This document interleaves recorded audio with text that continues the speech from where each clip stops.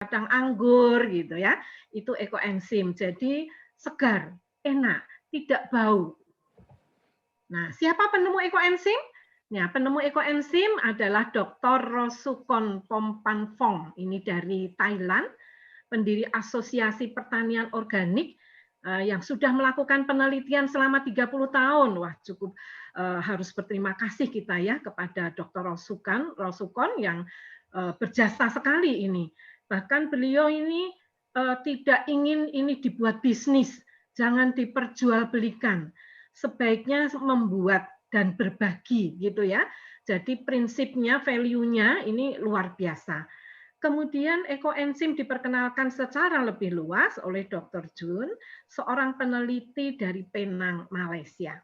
Beberapa waktu yang lalu saya juga sempat mengikuti seminarnya untuk lebih dalam terkait ekoenzim.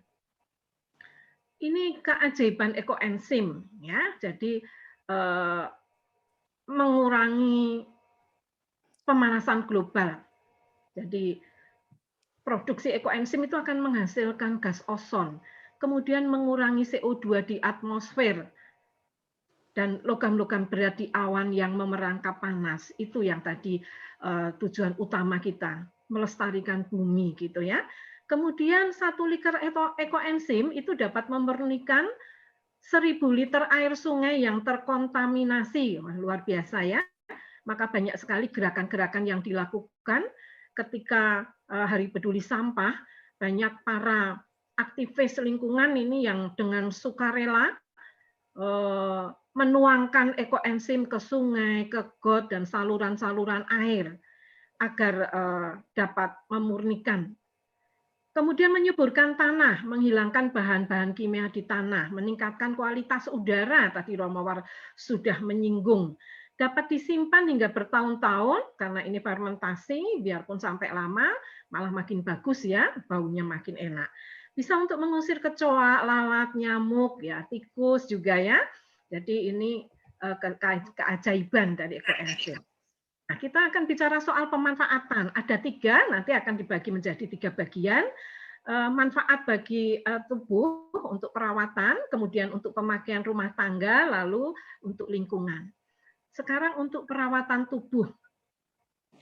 Untuk perawatan tubuh, ini ekoenzim bisa untuk amas, untuk mandi sebagai pengganti sabun.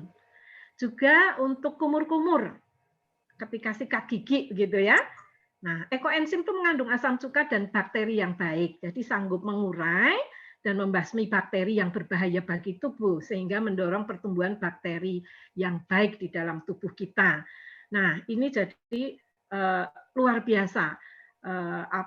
Juga nanti tuh air sisa kita mandi gitu ya, tidak mengandung kimia. Jadi kita itu satu orang saja menggunakan sabun, sampo yang pasti gitu ya, ada zat-zat kimianya sedikit-sedikit, terus berapa orang, satu keluarga ada berapa orang, kali satu lingkungan, kali satu gereja, mungkin begitu ya, satu dunia. Nah, dengan penggunaan ekoenzim ini, kita akan semakin memurnikan, baik itu air, juga udara. Nah, ini foto saya punya ini. Sabun saya beri ekoenzim. Sampo saya juga sudah saya tambahkan ekoenzim. Untuk kumur juga. Lalu saya juga meletakkan hasil panen murni yang belum dicampur air itu di spray, botol spray. Ini menjadi P3K untuk keluarga saya. Oh, aduh, digigit nyamuk, oh, langsung saya semprot, nggak sampai bentol, nggak sampai gatal-gatal. Kemudian baru ngiris-ngiris bawang merah, aduh, kena tangan saya, kena itu ya, pisau, berdarah gitu. Saya semprot ekoenzim.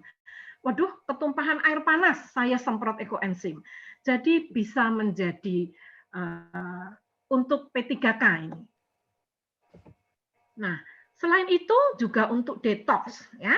Ini merendam kaki dengan ekoenzim, cara sederhana dan praktis untuk menjaga kesehatan. Larutkan 30 ml ekoenzim ke dalam air, dengan suhu kurang lebih 38 sampai 40 derajat, kemudian merendam kaki selama 20 menit. Aduh, enak banget ini. Saya sering kali melakukan ini. Liar-liar itu ya. Jadinya kita juga badan kita juga kayaknya menjadi lebih segar. Ini memperlancar peredaran darah, memberi rangsangan terhadap titik saraf dan titik refleksi pada telapak kaki, membantu proses penyembuhan penyakit, meningkatkan kualitas tidur dan menghilangkan insomnia. Jadi ini juga lumayan sekali ini untuk menjaga kesehatan. Kemudian ketika kita membuat ekoenzim, kadang-kadang itu sering muncul jamur putih di atasnya. Tidak usah takut atau khawatir karena ini jamur yang baik. Nah, jamur putih, kalau putih bersih ya, itu dinamakan jamur Phthera. Jadi manfaatnya juga banyak ini jamur Phthera. Ini saya sering menggunakan untuk masker. Jadi saya ambil atasnya tipis, jangan sampai ikut airnya, pakai sendok plastik, jangan pakai sendok logam, itu stainless jangan pakai, itu pakai plastik saya sedikit gitu ya. Kemudian saya pakai langsung dipakai untuk muka, ya, untuk muka. 5 menit sampai 10 menit saja sudah kenceng, kemudian mandi dengan air dingin, dicuci dengan air dingin. Jadi ini juga meminimalkan efek radikal bebas, mengencangkan kulit dan mengecilkan pori-pori, meratakan warna kulit wajah, mencegah penuaan dini, mengurangi jerawat, mencegah munculnya keriput, mengatasi kulit kering. Jadi saya coba memperlihatkan wajah saya ya.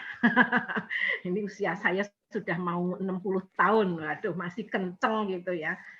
Kemudian untuk perawatan tubuh lainnya, itu tadi saya sudah cerita, ini kalau mungkin ini kena pisau, ini kena luka bakar, ini alergi, ini juga alergi, ini bayi ini ya, jadi untuk anak balita pun juga tidak berbahaya. Kalau ini apa namanya eksem, ini eksem juga. Nah, saya juga punya kesaksian kalau saya ini punya gula darah saya sering tinggi, saya ini punya pabrik gula. Nah, ini juga kaki saya bermasalah di kaki. Sering sekali gatel gitu ya, dan kalau digaruk itu kalau gula itu kan itu ya apa lalu sering apa menyenyek gitu apa ya bahasa Indonesianya menyenyek ya. Nah, itu sering kali juga saya semprot dengan ekoenzim murni. Jadi kering, lalu cepat kering. Kemudian ini caranya disemprotkan atau dikompreskan ya, jadi pakai EE murni, ekoenzim. Saya menyingkat dengan kata EE. Nah, selain itu untuk pemakaian rumah tangga. Kalau tadi untuk kesehatan tubuh, untuk perawatan, sekarang pemanfaatan yang kedua itu sebagai pemakaian rumah tangga. Ini bisa untuk membersihkan minyak kalau kita punya peralatan dapur ya.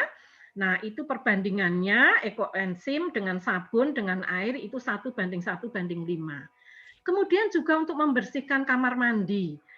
Untuk lantainya apa saja saya juga sudah menggunakan ini, sudah tidak lagi menggunakan merek-merek lain ya yang biasa kita beli di supermarket. Saya sudah hemat gitu ya. Waduh lumayan efisiensi anggaran rumah tangga saya.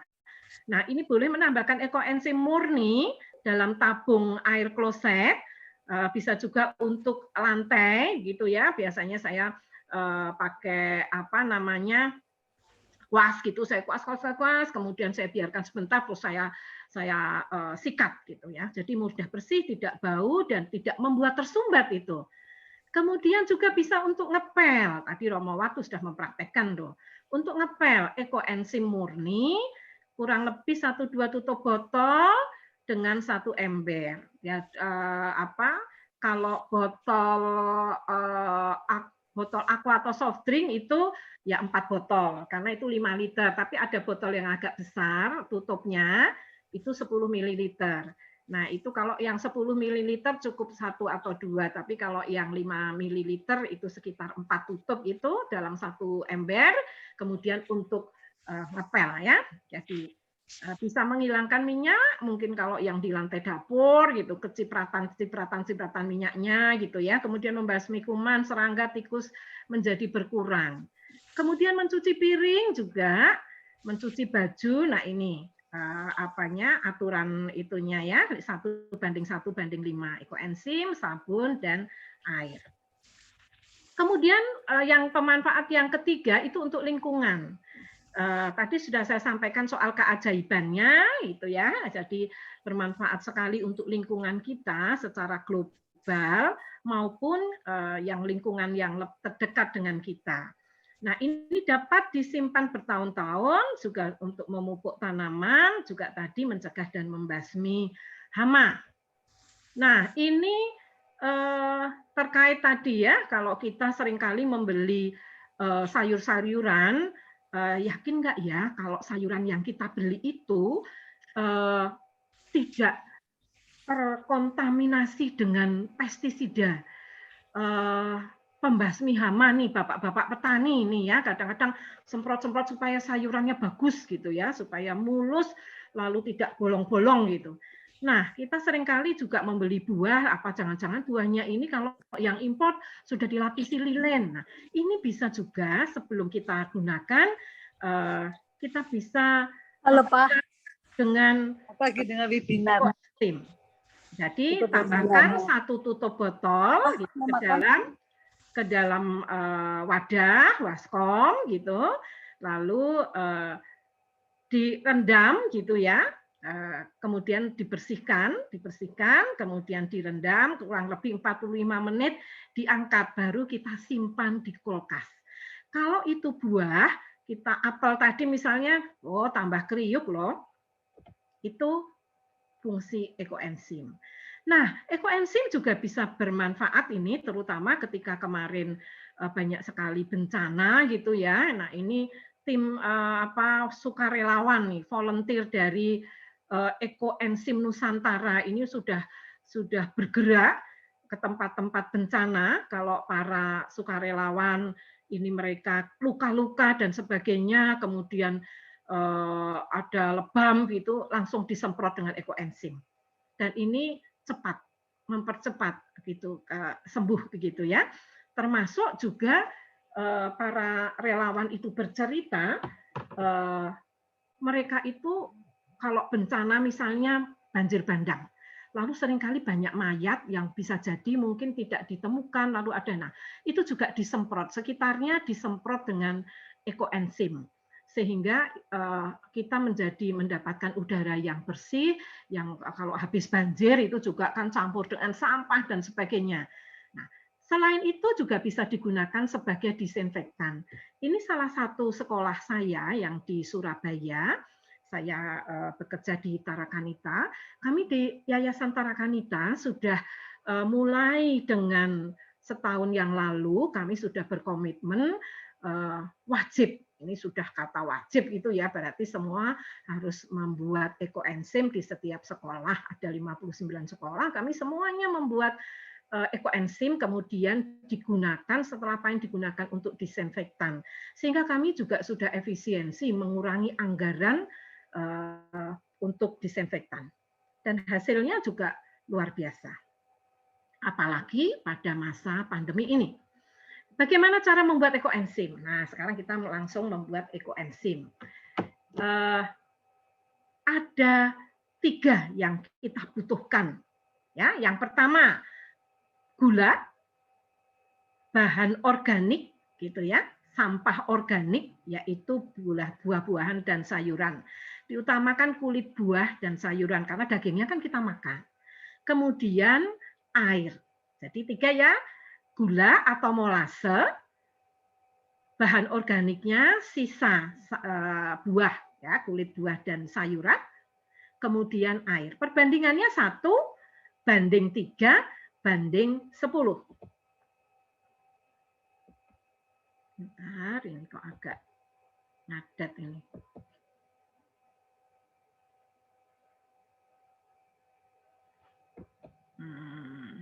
Maaf sebentar, ini di next kok nggak mau ini. Iya, nah ini dia. Nah, kita lihat dulu tadi ada 3 ya, bahan organik, gula, lalu bahannya. Nah ini bahan organiknya. Yang kita bahan organik dari sampah organik itu kulit buah dan sayuran. Jadi untuk yang lain-lain tidak. Jadi entah itu daun-daunan halaman gitu ya, yang di halaman rumah, daun-daunan, ada kulit telur mungkin, atau sayur-sayuran sisa sayur kita, nasi dan sebagainya tidak. Ya, tidak. Ini kita masukkan di komposter. Jadi pengolahan pupuk yang dalam model yang lain. Jadi kulit buah dan sayuran. Hanya saya memberi catatan hasil pengalaman, mungkin ini ada Pak Pri yang juga sudah mencoba, sudah di-sharekan ke saya itu. Nah, kalau pengalaman saya memang, kalau banyak sayurannya, itu baunya menjadi berbeda. Lebih segar kalau banyak kulit buahnya. Nah, itu seandainya kita mau menggunakan ekoenzim ini untuk mandi, untuk keramas, untuk kumur, saya hanya menggunakan yang kulit buah. Jadi wangi. Nah, kalau banyak sayurannya, itu memang sedikit berbeda baunya, aromanya agak sedikit tidak wangi, gitu saya pakai untuk pupuk, gitu ya. Nah, ini karena mencoba sana mencoba sini, gitu berbagai jenis. Nah, bahan organik ini semakin banyak jenisnya, maka kualitas dari ekoenzim itu semakin bagus. Kalau hanya satu jenis ya, satu jenis dari nutrisi yang ada di salah satu buah atau sayuran itu saja. Kemudian kategori sayuran buah yang boleh dan yang tidak. Nah, ini. Semua sisa buah sayuran dapat digunakan untuk membuat ekoenzim. Tadi ya, kecuali. Nah, karena yang kita buat untuk ekoenzim, BO-nya itu, bahan organiknya itu adalah yang mentah. Jadi tidak boleh yang sudah dimasak. Pisang rebus, waduh kita habis ngerebus pisang nih kulitnya. Saya masukkan untuk ekoenzim, tidak bisa. Lalu yang sudah digoreng juga tidak bisa atau ditumis. Jadi harus yang masih mentah. Kemudian yang masih segar. Kalau sudah busuk, ya jangan. Hilangkan bagian yang busuk, apalagi berulat. Kemudian yang berlemak, kalau yang berlemak seperti durian, kelapa, alpukat juga sebaiknya dihindari. Yang kering dan keras atau seperti kelapa, salak, apalagi ya, ini tidak disarankan. Ubi yang umbi-umbian itu kulitnya juga tidak disarankan. Lalu wadah. Jadi kalau tadi bahan organiknya sudah, lalu sekarang wadahnya. Wadah yang digunakan yang seperti apa? Wadah yang digunakan ini ya. Nah, wadahnya yang plastik bersih dan bisa ditutup dengan rapat. Ya, karena harus kedap udara. Jangan menggunakan bahan kaleng karena ekoenzim bersifat asam akan menyebabkan berkarat. Atau jangan menggunakan bahan kaca karena tekanan gas saat fermentasi cukup kuat. Jadi bisa pecah nanti ya kalau kemudian nanti gasnya ini tidak keluar, kita lupa sering membuka tutupnya, waduh bahaya nanti bisa meledak kemudian pecah dan kalau kena pecahannya akan berbahaya. Jadi disarankan yang plastik. Kemudian gulanya, bahan organik sudah, wadahnya bagaimana, sekarang jenis gulanya. Jenis gula yang bisa digunakan itu molase, gula, gitu gula kelapa, gula aren, gula Jawa ya, mau gula lontar boleh, tetapi tidak gula pasir karena gula pasir ini sudah ada pemutihnya, ada campuran kimianya. Jadi disarankan untuk menggunakan molase atau gula Jawa, gula merah ya. Nah, airnya sekarang. Air yang digunakan air sumur atau air tanah boleh, air buangan sisa AC itu ya boleh, air pump juga boleh. Tetapi untuk air pump ada catatan, didiamkan dulu selama 24 jam untuk menghilangkan kaporit dalam air. Kemudian, ini kok agak ngadat ini. Next-nya nih. Nah, kemudian juga bisa air isi ulang. Air isi ulang juga bisa. Air hujan juga bisa. Tetapi kalau air hujan harus yang langsung dari langit, bukan yang melewati talang. Jadi sudah kotor gitu ya. Nah, kemudian kalau air kemasan, air yang bermerek tidak disarankan karena tidak efisien. Bentar, ini kok agak tidak mau di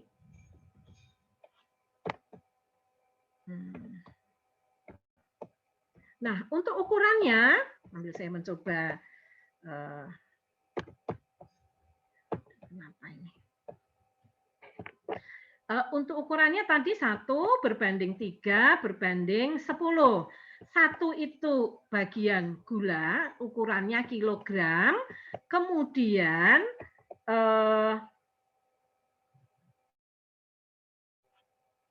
ya, oke, ini saya lewati. Tadi 1 bagian gula itu kilogram, kemudian sampahnya misalnya 1 kilo gulanya 1 kilo, sampahnya 3 kilo begitu ya.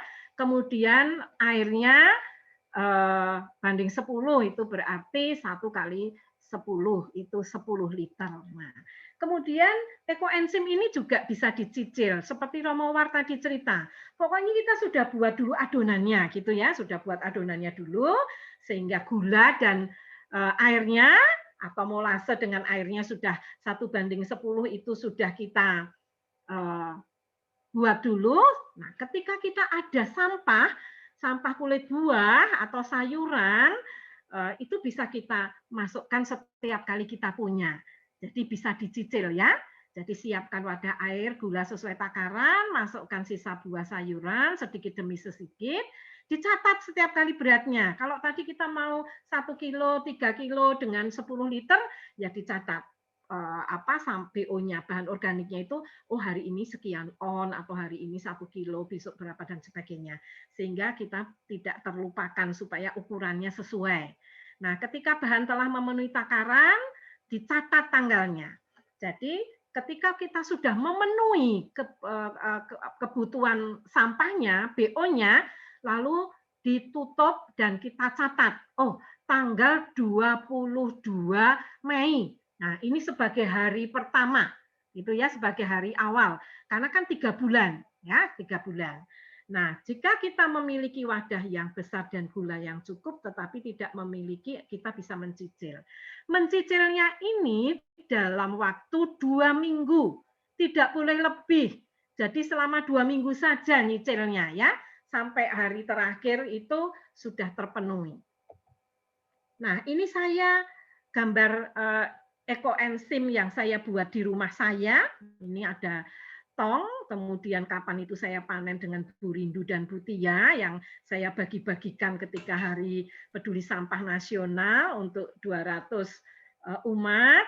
Nah, ini cara menyaringnya ya pakai kain. Pakai kain ini kalau mau panen. Nah, nanti sampahnya ampasnya jangan dibuang, ampasnya juga bisa dipakai untuk pupuk atau di blender. Jadi kalau panen disaring, airnya dimasukkan, disimpan di botol-botol, lalu ampasnya bisa untuk pupuk atau di blender sampai halus, kemudian dimasukkan di kloset, ya, sehingga itu nanti membuat tidak cepat penuh septic tank kita. Nah, ini pengemasan ekoenzim. Kalau ekoenzim itu kalau kita waktu membuat itu disarankan wadahnya yang besar, lebar tutupnya, ya. Tetapi kalau supaya tidak itu ya, kalau mengandung gas gitu supaya tidak meledak. Tetapi kalau lahan sama Bu Ruli. Oke, baik. Sebelumnya kita lanjutkan untuk pemaparan materi selanjutnya ya Bapak Ibu ya. Baik, ya ini adalah mengenai composting oleh Ibu Tia. Baik Ibu Tia, waktu dan tempat saya persilahkan ya. Ya, terima kasih Mbak Pingga. Selamat sore Romo War dan Romo Wit dan Bapak Ibu semuanya. Tadi kita sudah menyimak ya pembuatan ekoenzim dari Bu Ruli yang sangat banyak kegunaannya, baik itu untuk mengatasi pencemaran udara, air, tanah, bahkan bisa kita manfaatkan seperti deterjen gitu loh di rumah kita dan untuk pengobatan. Nah, saya mungkin saat ini mau memaparkan sedikit ya pengalaman kita untuk membuat kompos di rumah Isidorus, walaupun mungkin belum launching ya. peresmiannya nanti tanggal 30. Tapi dari kita tim lingkungan hidup sudah membuat kompos dari daun-daun yang ada di sekitar gereja dan sampah-sampah organik lainnya. Dan itu salah satu pemanfaatan sampah yang ada di sekitar kita atau dari rumah kita. Seperti tadi kulit-kulit buah atau sisa sayuran bisa untuk ekoenzim, tapi itu mungkin yang fresh atau yang segar. Nanti sisanya bisa kita manfaatkan seperti kompos untuk membuat kompos. Jadi mungkin bisa saya share sedikit. Oke. Kelihatan ya Bapak Ibu? Kelihatan Ibu Tia. Oh ya. Ini yang pertama mungkin kita ada mungkin ya sebagian, tapi mungkin rata-rata dari kita mungkin tahu apa itu kompos, apa manfaat atau kegunaannya, dan bagaimana cara pembuatannya. Oke. Kompos adalah sisa-sisa bahan organik yang mengalami pelapukan, bentuknya berubah menjadi seperti tanah, tidak berbau, mengandung unsur yang dibutuhkan oleh tanaman. Kompos juga merupakan salah satu jenis pupuk organik yang berasal dari penguraian atau dekomposisi bahan organik yang dilakukan oleh mikroorganisme aktif seperti bakteri, jamur, atau mikroba. Nah, kedua, manfaat kegunaan atau kegunaan kompos. Salah satunya merupakan sumber hara makro dan mikro mineral secara lengkap walaupun dalam jumlah yang relatif kecil. Berikutnya, dalam jangka panjang, kompos juga dapat memperbaiki pH tanah, memperbaiki struktur tanah yang tadi mungkin agak liat atau padat menjadi lebih gembur, meningkatkan kapasitas penyerapan air oleh tanah, dan meningkatkan aktivitas mikroba dalam tanah. Ketiga, cara pembuatan kompos. Bagaimana sih cara membuat kompos itu?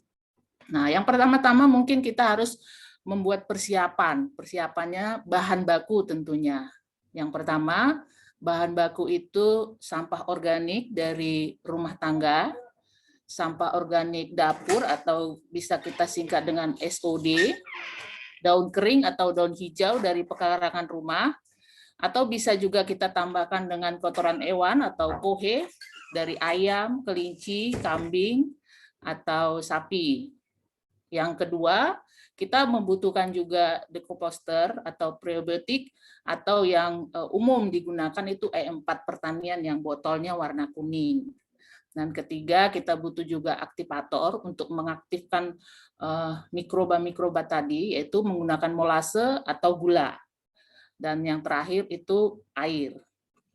Nah, ini contoh-contoh bahan organik yang bisa kita gunakan seperti ini. Ini sampah-sampah misalnya kita mau masak atau pulang dari pasar, kita bersihkan siangin sayur atau buah kulit kita kumpulkan. Nah, ini. Dan mungkin ini juga sampah daun kering dari pekarangan atau sampah daun hijau juga kita saat membersihkan taman atau ada rumput-rumput bisa kita kumpulkan. Dan berikutnya ini ada kohe atau kotoran hewan. Dan kita butuhkan juga molase. Ini molase ini adalah limbah dari pabrik tebu atau pabrik gula. Dan kalau tidak ada molase, kita bisa menggantinya dengan gula merah atau gula putih. Dan untuk dekomposternya kita pakai E4 pertanian, yang ini botolnya kuning. Kalau di gereja kita sudah membuat prebiotik sendiri. Kita buat, karena kalau ini kita pakai kan lumayan ya harganya antara 25 sampai 30. Kita pakai formula yang kita buat sendiri, bahkan kualitasnya lebih bagus dari ini. Yang terakhir ini ada air. Air ini air biasa ya, air sumur atau air keran. air yang biasa kita gunakan sehari-hari untuk menyiram tanaman. Berikutnya peralatan-peralatan yang kita perlukan untuk membuat kompos. Pertama-tama kita membutuhkan alat pemotong atau pencacah. Kenapa kita membutuhkan ini? Mungkin dari beberapa sampah yang kita dapatkan itu ada ukurannya yang agak besar, jadi kita membutuhkan alat pemotong. Dan yang kedua, itu wadah atau tempat menampung sampah tersebut, bisa berupa plastik, ember plastik, karung, wadah yang lain juga bisa, seperti bak kalau di gereja karena jumlahnya besar, sampahnya kita menggunakan bak beton ya. Yang kedua, yang berikutnya alat untuk mengaduk. Mengaduk ini kita bisa pakai kayu, garpu, sekop, pacul, dan lain-lain. Dan yang terakhir kita butuh wadah untuk melarutkan aktivator tadi, formulanya tadi. Nah, bagaimana cara membuatnya? Nah, seperti kita lihat dalam gambar ini, cara membuatnya pertama-tama sampah yang kita dapatkan, ini kita cacah, ini ada pohon pisang ya. Kita cacah menjadi ukuran yang lebih kecil. Kalau misalnya di rumah mungkin kita bisa menggunakan golok ya, karena kapasitas atau volume sampah juga tidak terlalu banyak. Nah, kalau di gereja kebetulan sampahnya lebih banyak, kita menggunakan mesin. Ini namanya mesin pencacah. Dan ini sangat membantu kita untuk mencacah sampah yang kita dapatkan menjadi ukuran-ukuran yang lebih kecil. Mencacah sampah organik itu kenapa kita menggunakan alat pencacah atau mesin pencacah, supaya ukuran-ukuran sampah itu lebih halus atau lebih kecil. Dengan permukaan yang lebih kecil, maka proses pengomposan akan semakin cepat. Itu. Berikutnya,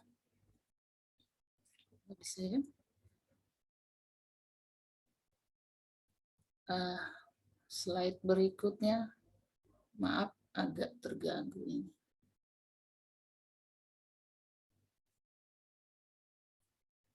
Ya. Slide berikutnya kita bisa menambahkan kohe atau kompos yang sudah jadi. Kalau kita tidak memiliki kohe tidak apa-apa, atau kita tidak memiliki kompos yang sudah jadi juga tidak masalah. Kita bisa menggunakan sampah daun kering atau daun hijau saja. Dan yang ketiga, kita bisa buatkan formula starternya, yaitu larutan prebiotik, E4 plus aktivator tadi, dan air. Mbak Vingga, kedengeran nggak ya? Iya. Halo? Kedengeran, Bu, kedengeran. Oh, kedengeran ya. Soalnya agak... Nggak ada yang dengerin soalnya. Ya, saya bilang iya, Bu. Ya, di slide saya agak ini. Mungkin karena hujan ya. Ya. Mohon maaf ya, kita hold sebentar untuk Ratu Surga ya. Karena sudah jam. Oke.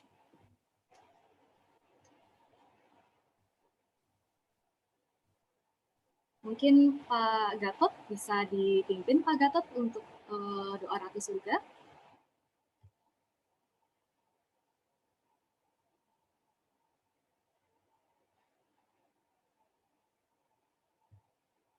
Halo.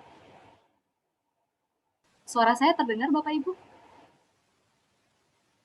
Terdengar, Mbak. Ya, dengar, terdengar. Kedengeran. Pak Gatot kemana, Pak Gatot? Pak Gatot. Ya, atau saya mulai aja ya?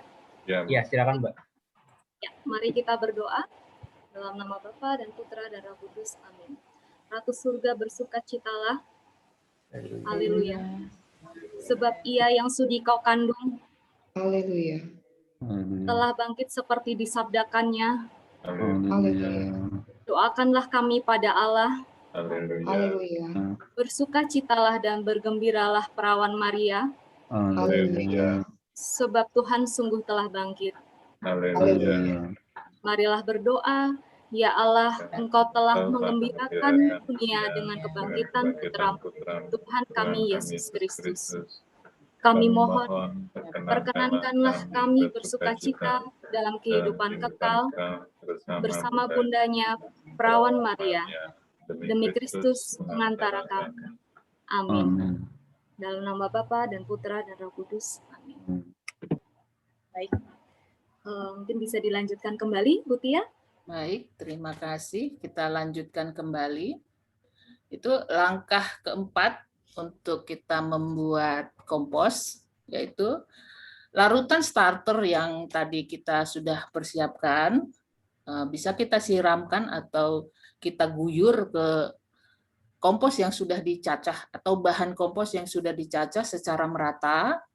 Kita siram supaya agak lembab, tapi tidak sampai basah atau mengalir ya airnya.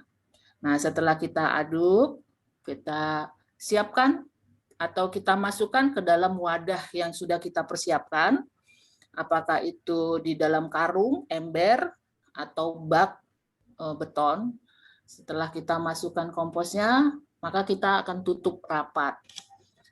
Nah, dalam beberapa waktu, proses pengomposan ini akan meningkatkan suhu atau komposnya akan terasa panas. Itu menandakan kompos kita sedang diproses oleh mikroorganisme yang sedang bekerja di dalamnya. Nah, ini kita bisa lihat kompos yang kita tutup dengan terpal. Aduh, slide-nya. Ini ya. Berikutnya.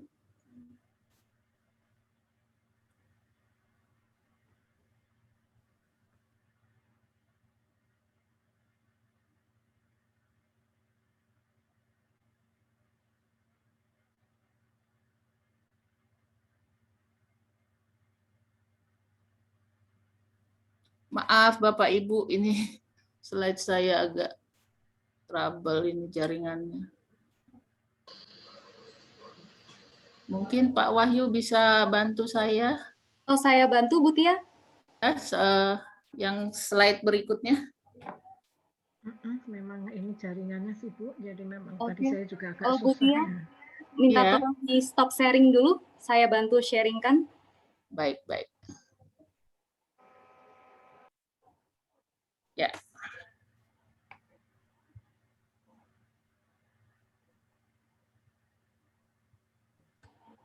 Mikroba organik.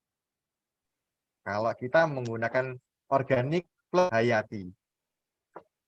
Pak Herman, manfaatnya. untuk slide-nya mungkin bisa slide-nya diperbesar, Pak. Mohon maaf. Di slideshow.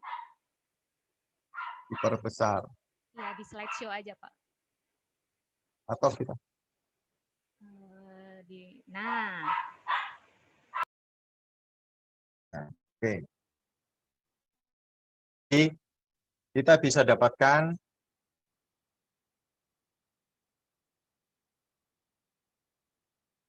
manfaat lanjutannya. Yang pertama, kalau kita gunakan pakan langsung, kita dapat meningkat bisa mengkonsumsi ikan, lele, ayam, juga telur omega.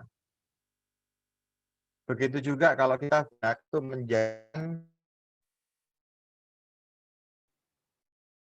meningkatkan gizi. Kemudian media organik tadi memberikan nutrisi tanah, kemudian itu meningkatkan jumlah pengurai atau mikroba yang tanah.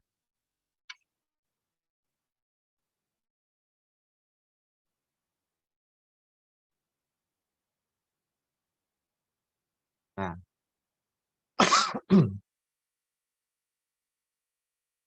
maggot itu apa sih? Maggot itu dari alat black soldier fly. Prosesnya ini ada suatu siklus berputar terus. Kita bisa mulai untuk memelihara atau membudidayakan maggot. Kita membeli, kita mencari pupa. Nanti kalau Nah, jumlah yang tidak besar bisa ambil dari gereja atau bisa ambil dari tempat kami sehari. Kita masukkan ke lalat, ke rumah lalat, mereka akan metamorfosis lalat. Lalat akan 2 dia akan bertelur. Nah, telur ini akan berubah menjadi bayi larva, baby larva.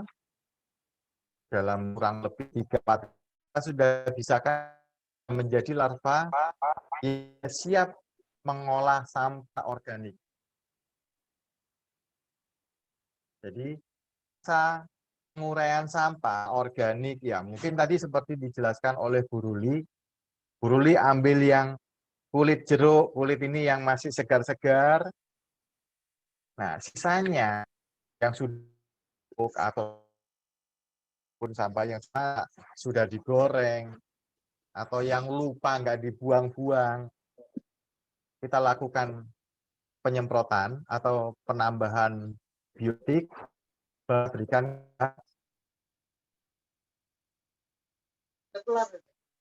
kemudian dalam waktu 18 hari kemudian dia akan berubah menjadi prepupa. Setelah 7 hari kemudian dia akan menjadi pupa.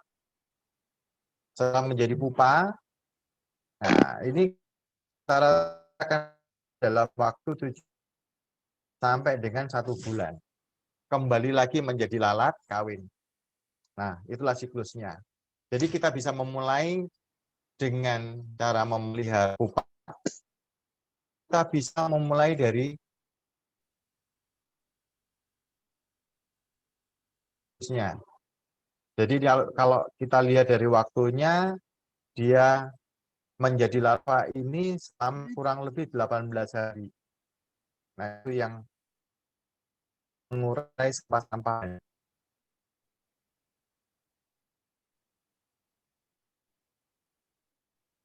Nah, untuk memelihara budaya 10%. Pertama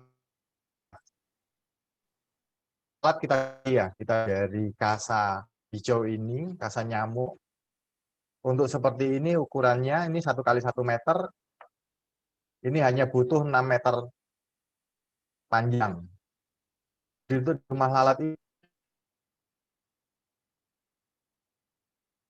kalau sudah menghasilkan telur ini kita letakkan di kotak penetasan seperti di bawah ini. Nah, di bawahnya kita beri medianya untuk persiapan makan daripada baby larva tadi. Bisa pisang, bisa pisang-pisang busuk, bisa buat pakan ayam, bisa juga ampas tahu. Tapi biasanya yang paling banyak digunakan adalah buah, yaitu pisang. Kotak pembesaran.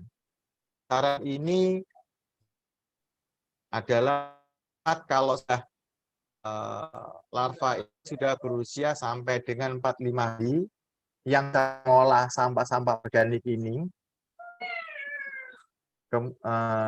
nah penempatannya seperti ini. Ini bisa diletakkan di bawah ataupun berbahan plastik. Tidak ada angin, harus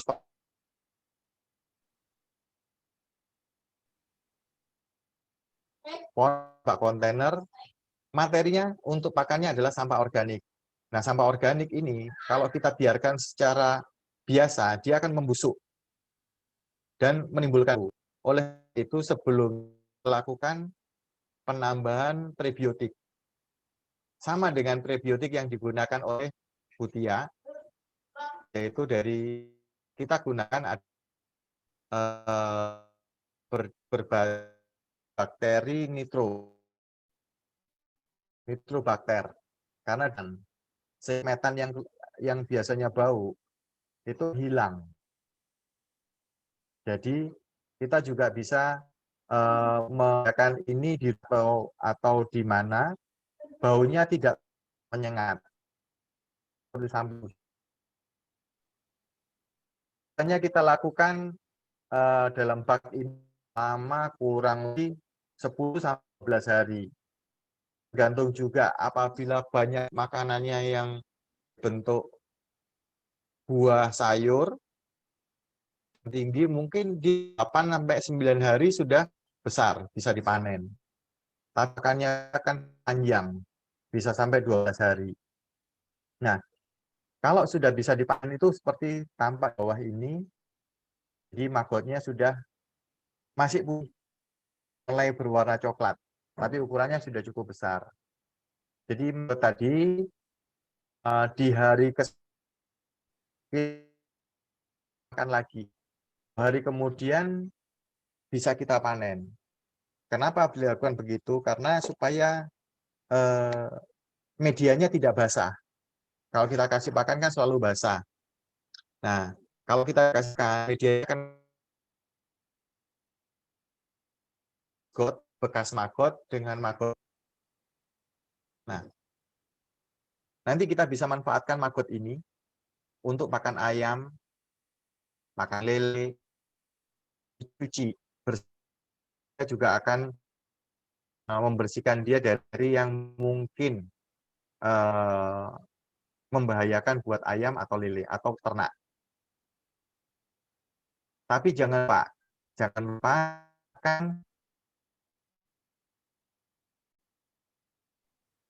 atau kurang lebih 10% daripada maggot ini yang akan nantinya digunakan akan menjadikan untuk siklus jadi pupuk seperti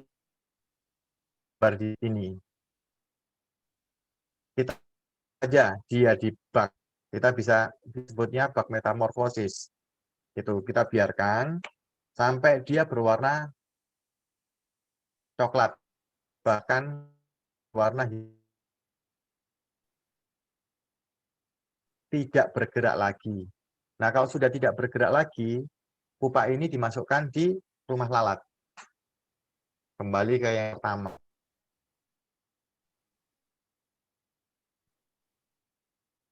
Terjadi lagi, pupa itu akan metamorfosis menjadi lalat, kawin, dan bertelur. Kita proses seperti ini. Jadi kalau kita siklus ini kita jaga, kita akan selalu punya larva yang akan membantu untuk menghabiskan sampah organik. Untuk sampah organik, kalau jumlahnya tidak terlalu banyak, kita nggak perlu cacah. Mungkin dibuat ukurannya kecil-kecil. Tapi kalau tidak, nggak apa-apa. Tinggal semprot aja pakai prebiotik supaya baunya tidak menyengat. Nah, dengan langitku sejahtera keluargaku, langit bersih karena kita tidak membakar sampah sembarangan. Jadi sampah yang keluar dari rumah tangga kita itu kita plus dengan organ dengan maggot. Tanaman subur di bumi ini karena kita memberikan nutrisi untuk tanah, yaitu sisa maggot atau sisa linding. Sejahtera kita ditanam, beternak ayam, beternak ikan, menghasilkan telur omega yang bergizi untuk keluarga. Mungkin ini penyajian dari saya. Memang kalau kita menyajikan seperti ini mungkin hanya bisa di di garis besarnya saja. Memang untuk membudidayakan maggot harus bisa turun sendiri. Kalau ingin melihat di maggot yang gereja dikerjakan oleh Ibu Ruli, Ibu Nana. Atau kalau mungkin dekat dengan Jatisari, bisa datang ke TS Jatisari. Di situ membudidayakan maggot. Ketika kita datang, kita bisa melihat apa sih yang kita perlukan, apa sih yang harus kita lakukan, apa sih konsistensi yang harus kita kerjakan. Kita bisa melihat produk turunannya sebelumnya, ya kalau kita sudah punya fresh ini, kalau kita melakukan beternak ayam, tadi ada di slide-nya Bu Tia, itu di bawahnya ayam itu kita beri maggot. Supaya apa? Kotoran yang keluar ayam itu langsung diolah sama maggot. Bersih dan tidak berbau. Karena langsung turun diurai maggot, turun diurai maggot. Jadi kita kalau kandang ayam standar biasa setiap hari mengeluarkan, tapi dengan maggot kita nggak perlu menjadi kita biasanya maggot yang ayam itu kita tidak gunakan untuk pakan ayam langsung, tapi lebih banyak untuk digunakan menjadi pupa, menjadi lalat lagi. Kadang-kadang orang lihat dari bawah situ kemudian masuk lagi ayam ini ya. Jadi kami gunakan pupa-pupa yang ada di bawah kandang ayam itu menjadi tidak untuk menjadi. Kalau yang itu gunakan ini yang kita pakan organik. Mungkin demikian yang bisa saya sampaikan. Terima kasih. Kami ke Bu Vingga. Terima kasih, Bu. Baik, terima kasih Pak Herman untuk penjelasan pemaparan mengenai budidaya maggot ini ya. Ternyata banyak sekali manfaatnya yang bisa kita terima saat kita membudidayakan maggot ini ya Pak Herman ya. Oke, baik. Untuk selanjutnya saya akan buka sesi tanya jawab. Mungkin Bapak Ibu saya buka 3 pertanyaan dulu. Mungkin ada yang ingin bertanya. Mungkin dengan Bu Ruli, atau dengan Bu Tia, atau dengan Pak Herman nih. Saya buka 3 pertanyaan dulu. Saya Mbak. Bu Ersi ya? Ya. Ersi? Mau tanya tentang kompos, pembuatan kompos yang pertama. Intinya kan kompos itu sebenarnya kan yang dimasukkan sampah organik. Nah saya beberapa waktu ini, maksudnya selama ini juga memasukkan misalnya seperti tulang, seperti kulit udang, tapi saya juga baca bahwa itu justru menghambat gitu loh yang berasal dari hewani itu. Apakah betul seperti itu? Karena kenyataannya kompos saya itu lama banget jadinya, Bu Ruli. Jadi lama sekali gitu loh, hancur benar-benar jadi tanahnya. Sampai sudah 3 tong penuh itu, yang pertama pun belum benar-benar hancur jadi tanah. Itu yang pertama. Terus yang kedua tentang ekoenzim. Saya sudah coba buat ekoenzim, piteranya banyak banget. Tapi kok nggak muncul gas ya Bu ya? Apakah karena sama suami saya dikasih kain di bagian atas sebelum tutup itu dia kasih kain. Jadi kalau Ibu Widi itu bisa benar-benar blubuk-blubuk gasnya itu muncul, di saya nggak muncul. Itu gimana ya Bu kira-kira? Terima kasih. Oke, Bu Tia dulu mungkin. Oke, baik saya jawab ya. Tadi Bu Ersi ya. Jadi dalam pembuatan kompos itu memang kita disarankan menggunakan bahan organik yang nabati, bukan yang hewani. Tetapi seperti kulit telur, kulit udang masih bisa kita gunakan. Syaratnya kalau kulit telur kita itu usahakan kita hancurkan lebih halus, baru kita campurkan ke bahan kompos tadi. Memang pada prosesnya itu tidak waktu yang dibutuhkan untuk hancur atau lapuk seperti kompos dari bahan daun itu tidak sama. Tetapi walaupun misalnya kita campur 3 minggu atau 1 bulan kompos yang dari daun itu sudah sempurna menjadi kompos dan si kulit telurnya belum, itu kita aplikasikan tidak apa-apa. Nah, dengan kulit udang sebaiknya karena itu berbahan hewan akan menimbulkan seperti bau busuk atau apa, sebaiknya kita rebus dulu. Kita rebus atau kita siram dengan air panas mendidih, baru kita tiriskan atau kita hancurkan, baru kita campur dengan bahan kompos yang dari tumbuhan tadi. Nah, kenapa dalam 3 bulan tidak tidak jadi kompos? Mungkin Ibu perlu perhatikan untuk bahan starternya tadi. Nah, jadi seperti tadi yang saya paparkan, kita bisa menggunakan EM4 yang bisa kita beli di toko pertanian, itu yang botolnya warna kuning, ditambah dengan molase atau gula, tambah air. Nah, perbandingannya semakin sampah kita itu berserat, itu perbandingannya kita usahakan lebih kental. Contohnya prebiotiknya misalnya 1 liter, kita tambahkan dengan molasenya 1 liter, plus air 15 sampai 25 liter. Tapi kalau sampah atau bahan kompos yang kita dapatkan atau kita mau jadikan kompos itu daun-daun kering atau biasa di kebun, itu nggak terlalu sulit. Nah, di gereja sendiri kita memang sudah membuat formula prebiotik yang kualitasnya itu berkali-kali lipat dibanding EM4 itu yang dijual bebas itu. Gitu, makanya di gereja itu kita tidak perlu berbulan-bulan, Bu, untuk menghasilkan kompos. Kita cukup 3 sampai 4 minggu sudah seperti batu bara hitamnya. Nah, nanti minggu depan kan mungkin ada yang kebagian nanti ya kompos, bisa dilihat teksturnya itu halus, tidak berbau, dan hitam. Makanya kadang kita sebut itu kompos itu emas hitam. Itu mungkin kira-kira bisa menjawab pertanyaan Ibu Ersi tadi. Terima kasih. Oke. Jadi kalau tulang sebenarnya nggak disarankan ya, Bu ya?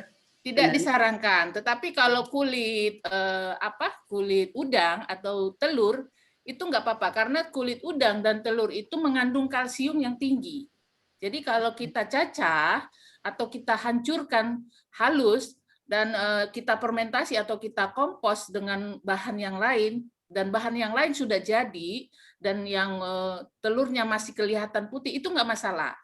Itu bukan berarti dia masih mentah, bukan. Karena memang kalsium itu agak susah diurainya. Tapi itu juga sangat bagus, apalagi kalau Ibu menanam tanaman-tanaman buah, menggunakan pupuk itu karena kalsiumnya tinggi, akan terasa manis. Gitu. Gitu, Bu. Kira-kira gimana, Bu? Sudah bisa menjawab? Ya, saya nggak pakai 4, saya pakai yang dari Bu Ruli juga dulu ya, Pepulih itu.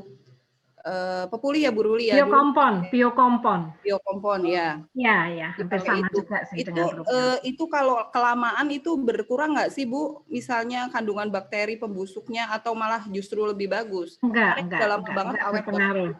Ya, betul.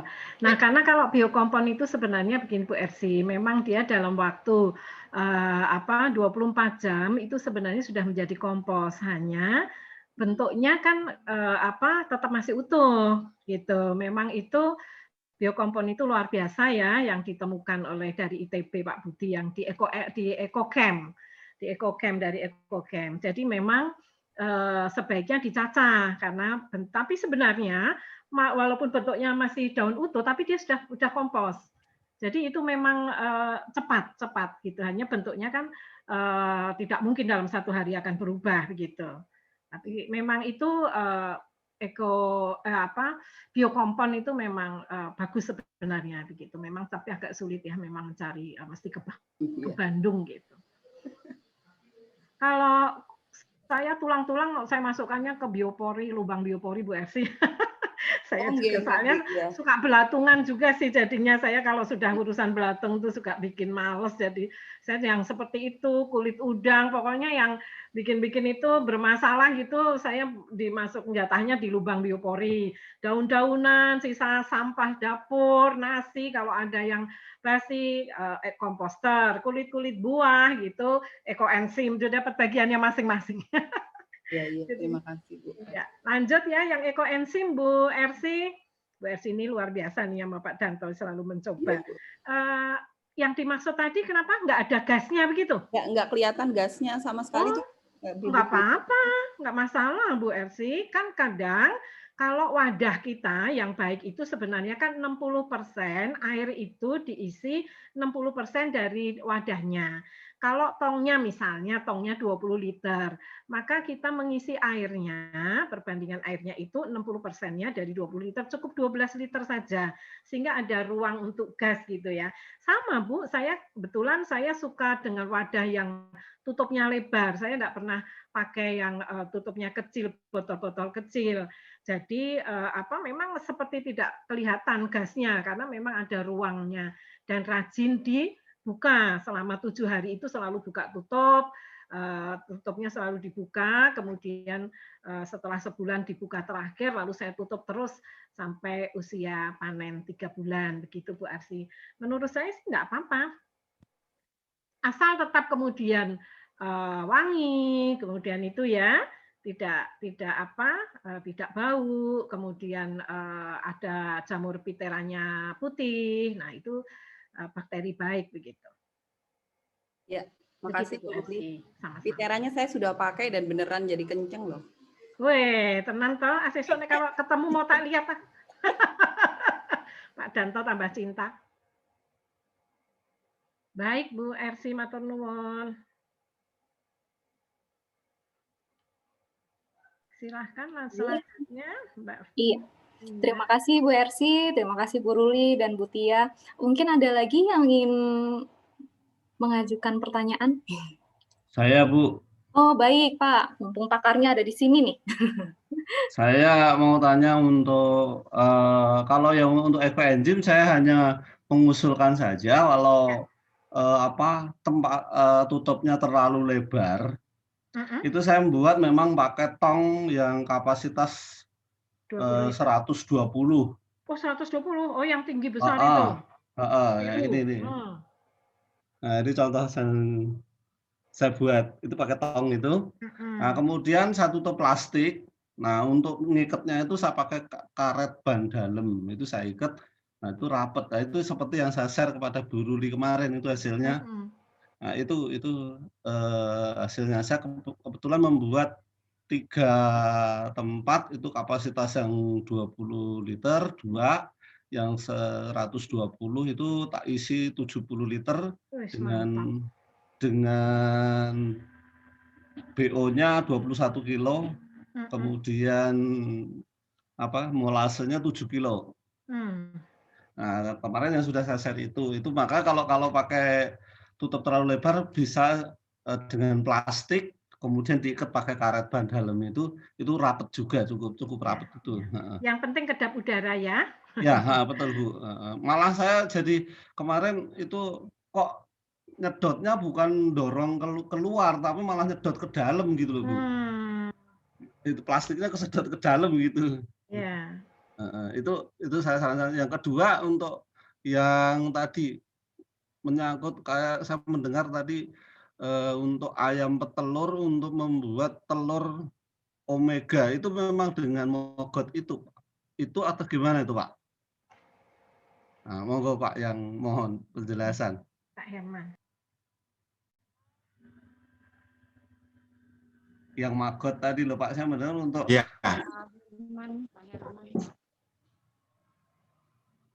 Ya, saya jelaskan dikit Pak ya.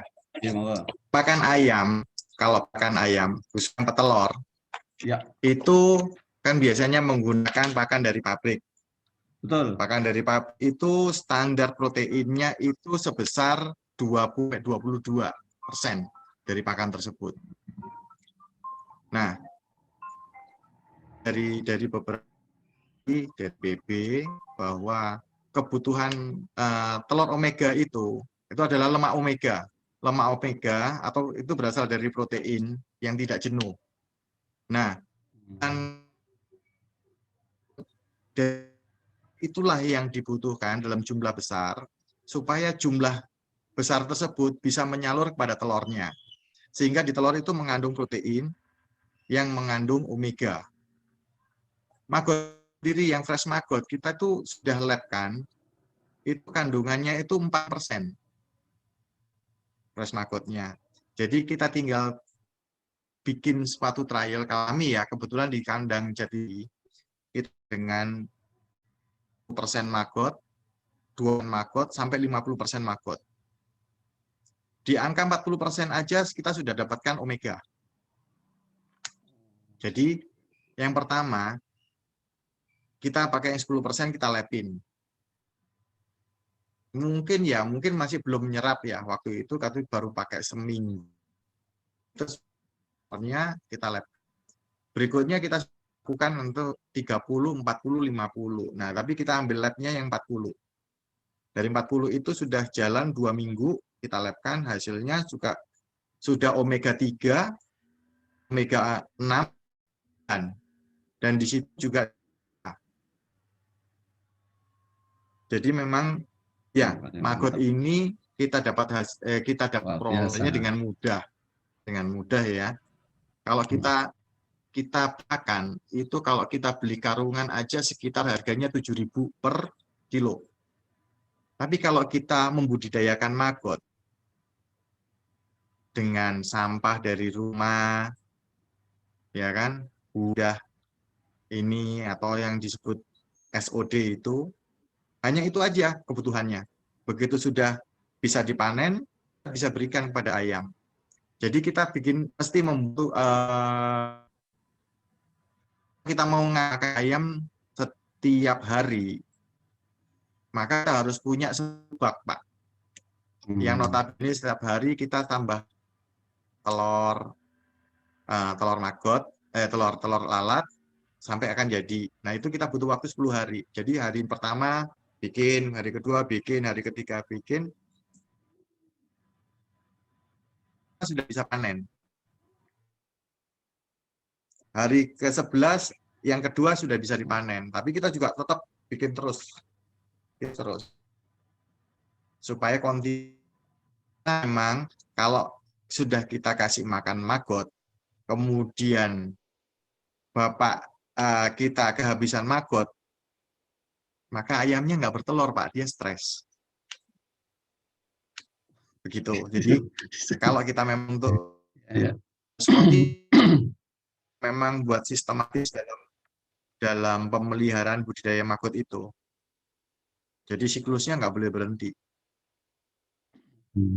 Begitu, Pak. Ya, oke Pak, terima kasih. Baik. Oh ya, Bu Luli. Oh, lagi Bu Pak. Luli mau tanya lagi yang untuk membuat itu yang apa? Kata Bu Luli, oh itu bagus untuk apa? Untuk membuat lagi tidak harus membuat dari awal. Apa namanya ya? Oh, buat starternya itu ya, yang ampasnya. Apa sih namanya kemarin Ibu bilang apa sih? Mungkin sistem menyicil kali ya Pak ya? Oh, bukan. Jadi itu kan sudah jadi, kemudian hasilnya lumayan baik. Nah, untuk buat berikutnya atau bagaimana itu? Maksudnya atau ampasnya untuk bisa bahan dipakai apanya lagi. gitu? Mungkin F2 ya maksudnya ya? Kebanyakan.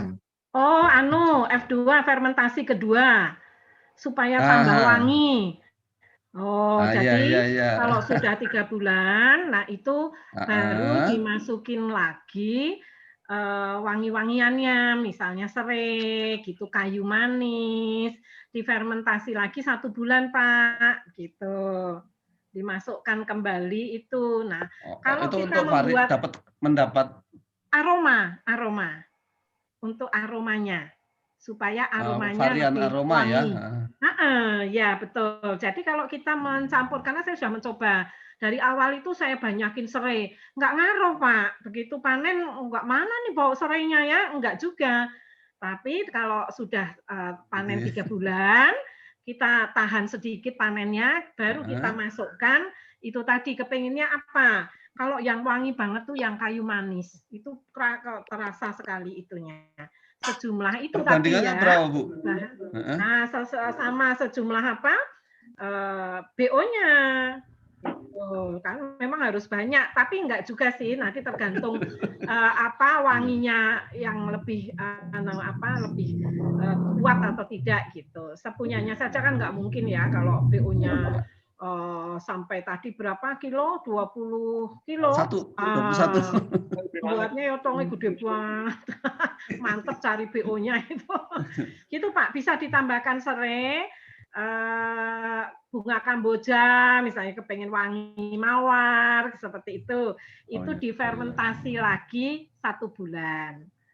Di PPT, di modul yang saya kirim ada. Di modul yang saya kirim lewat chat, silahkan nanti itu ada juga untuk fermentasi kedua. Pak Pri, Oke Bu, baik, terima kasih. Sami-sami. Monggo dilanjut. Ya, baik. Terima kasih Pak Johan.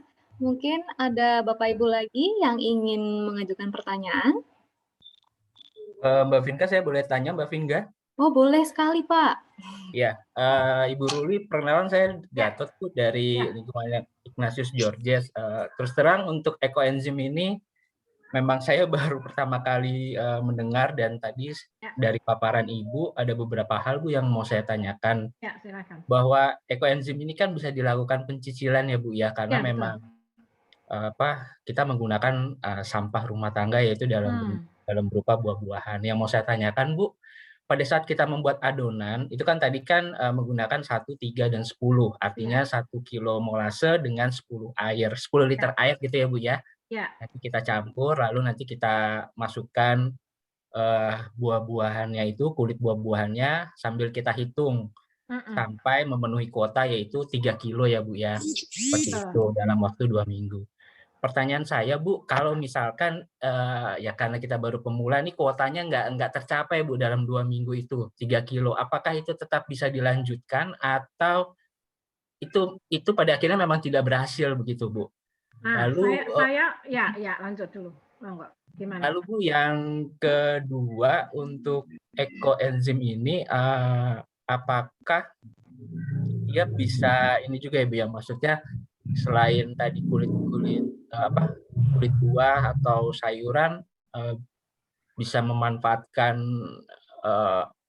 dari yang lain gitu Bu, yang organik juga tapi mungkin yang dari sumber yang lain gitu ya, sisa yang lain gitu ya. Masih gitu ya. Iya. Misalnya ya. Tadi kan memang nggak bisa ya Bu ya, kalau dulu memang nggak bisa kalau yang rebus, tapi mungkin apakah ada yang lain Bu, karena memang ya kalau misalkan tidak memenuhi kuota itu mungkin kita bisa menggunakan sumber lain untuk bisa mencapai. Begitu Bu Ruli, terima kasih Bu. Baik, terima kasih Mas Gatot pertanyaannya. Nah, ini saya juga pengalaman ya, saya pengalaman tapi bukan hasil penelitian karena empiris saja. Jadi saya juga mengalami nih Mas Gatot, kan saya itu kebetulan kalau sudah lagi sibuk itu jadi kelupaan juga menambah PO-nya. Jadi sudah lebih dari 2 minggu. Nah, itu tidak masalah. Jadi saya lanjut aja. Sudah lebih, saya baru ingat, waduh ini kayaknya sudah 3 minggu. Gitu ya, tapi memang tidak terlalu jauh sampai bulan gitu ya. Nah, itu masih dimungkinkan sih. Saya begitu, saya lihat dan hasilnya ketika panen tidak secara lab ya, artinya saya gunakan saja, tidak masalah gitu. Karena prinsip saya, keberhasilannya itu saya lihat dari aroma, kemudian warnanya lalu tetap coklat gitu ya, coklat tua atau coklat muda, aroma, lalu pH-nya masih di bawah 4. Jadi 3 poin itu yang saya gunakan dan ternyata tidak masalah, artinya masih baik-baik saja begitu. Nah, mungkin artinya pencicilan itu juga mungkin untuk membuat hasil kualitasnya menjadi lebih baik dibatasi 2 minggu begitu ya, supaya nanti juga panennya nggak mundur-mundur kan, begitu sebenarnya fungsi dari manfaat penggunaan buahnya itu, kulit buahnya. Itu. Kemudian yang kedua tadi pertanyaannya apa? Oh, soal sampahnya ya. Enggak, Iya, Bu. Pak. Enggak, Mas. Kita gunakan saja kulit buah dan sayuran, tetapi daunnya juga lebih ke sayuran ya, tidak daun-daun dari tanaman-tanaman kebun, pekarangan, tidak, juga sampah sayur juga tidak disarankan. Jadi tetap hanya dari kulit buah. Kadang-kadang saya ya ada dagingnya karena seringkali saya juga suka cari itu apa di tukang-tukang buah ya di samping bunda apa itu kuburan Katolik itu sekarang rebutan nama Pak Pri itu di situ kayaknya ya. Kadang kalau habis udah diambil Pak Pri nih. Di situ banyak sekali loh dibuang yang masih bagus-bagus. Saya itu kadang jeruk itu mungkin cuma cacatnya cuma sedikit sebenarnya, tapi sudah tidak bisa dijual. Saya ambil ada sampai 2 kantong besar. Wong saya coba ngupasi itu aja jadi kemecer juga karena masih bagus-bagus gitu. Saya sering cari tambahan di situ karena saya pakainya juga tong jadi cukup besar. Maka gunakan saja wadah toples yang kecil-kecil, nggak usah yang besar-besar kayak Pak Pri itu setengah mati nyari BO-nya. Jadi pakai toples saja yang kecil-kecil. Kalau pemula supaya cepat ini penuh kan, jadinya nggak sampai nyicilnya itu nggak sampai lama gitu, seminggu sudah penuh gitu ya, pakai yang toples itu yang berapa sih 5 liter gitu ya, 5 liter ya itu bisa dipakai yang kecil-kecil dulu lah, jangan yang langsung besar nanti nggak terpenuhi jadi kurang yakin begitu ya Mas Gatot ya. Iya Bu, terima kasih Bu untuk informasinya. Lanjut Mbak Vingga. Baik, terima kasih. Oke. Halo. Pak Eko ya? Iya. Iya, oke. Anu ya, terakhir Pak Eko ya. Untuk ekoenzim. Ya. Yang ingin saya tanyakan Bu Ruli, masalah tadi yang pengumpulan pencicilan tadi, kita bisa nggak Bu Ruli? Misalkan kita udah seminggu nih, kita udah dapat, terus kita masukin ke sampah kresek, kita simpan dulu di freezer untuk nunggu sampai minggu berikutnya, itu bisa nggak Bu Ruli? Yang saya tanyakan itu aja, terima kasih. Ya Pak Eko. Bisa sih mau disimpan di kulkas, sangat bisa. Tidak artinya tidak mengganggu proses gitu. Hanya saran saya, masuk sampah disimpan di kulkas sih kan gitu. Lebih baik tadi seperti Mas Gatot, bikin dulu, lalu nanti langsung kita masukkan. Juga tidak memenuhi kulkas gitu sih Pak Eko, tetapi prinsipnya bisa. Dari yang sudah di kulkas itu disimpan di kulkas, kemudian baru kalau sudah memenuhi kilonya baru dimasukkan, bisa juga sih Pak. Artinya tidak menghambat proses gitu ya. Bisa. Jawabannya bisa, tapi saya sih menyarankan mending itu ya, maniman kulkas yang nyimpen di sampah. Iya, sama-sama Pak Eko. Oke. Baik, Bapak Ibu, untuk sesi tanya jawab saya tutup ya, karena mengingat waktu kita tinggal 6 menit lagi. Oke, jadi terima kasih untuk Bu Ruli, Bu Tia, Pak Herman atas pemaparan mengenai pelestarian lingkungan ya. Ternyata kita pun sendiri bisa melakukannya dari dekat ya. Jadi dengan sampah yang kita punya bisa memberikan efek yang luar biasa untuk lingkungan kita. Mau buat hewan ternak ya kan, bisa tambah proteinnya ya Pak Herman ya.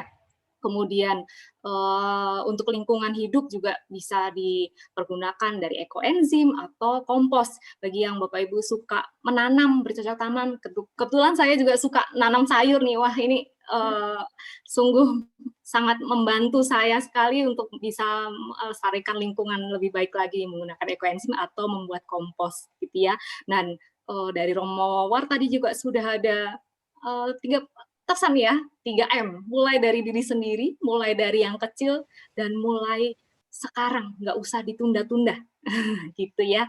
Oke, baik, untuk webinar hari ini kita tutup dengan berdoa, nanti doa penutup akan disampaikan oleh Pak Gatot, kemudian berkat penutup, mohon waktunya untuk Romo Widya untuk memberikan berkat penutup setelah doa penutup.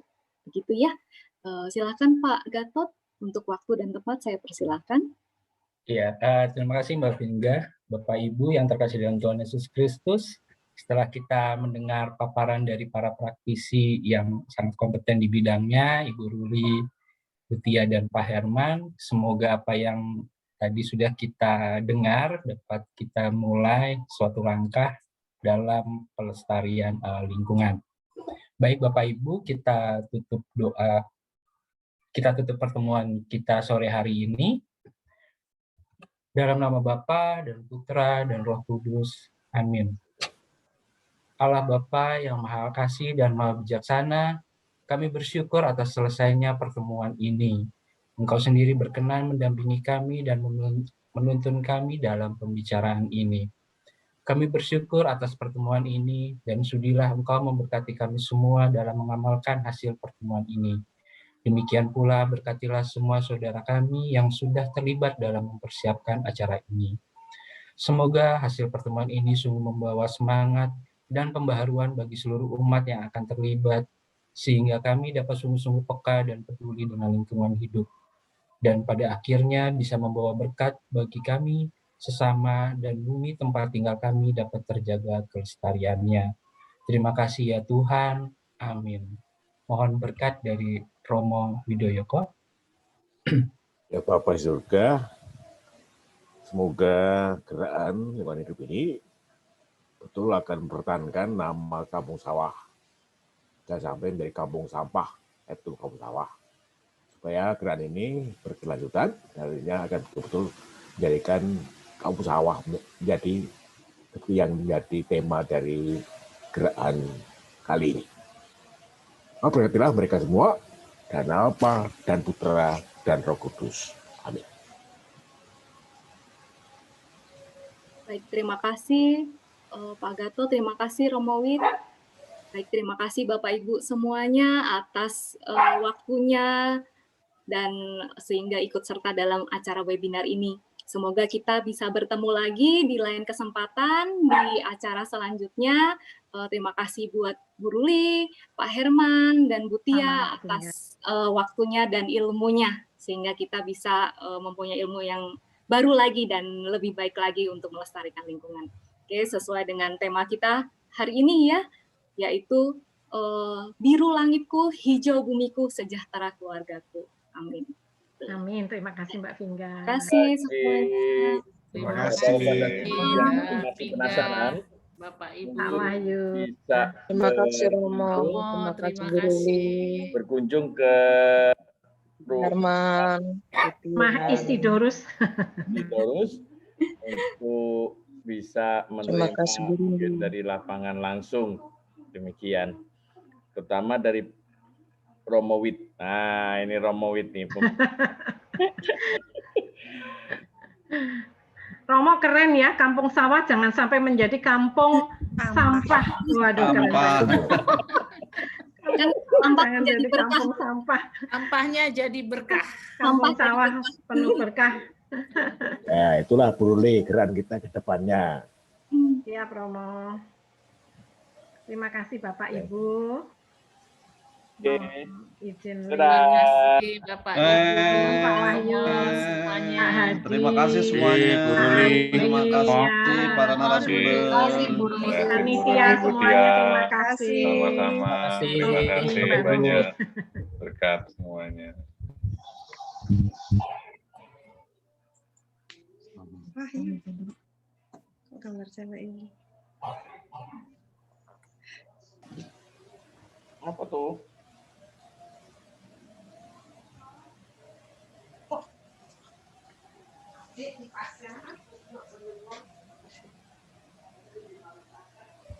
Hahaha.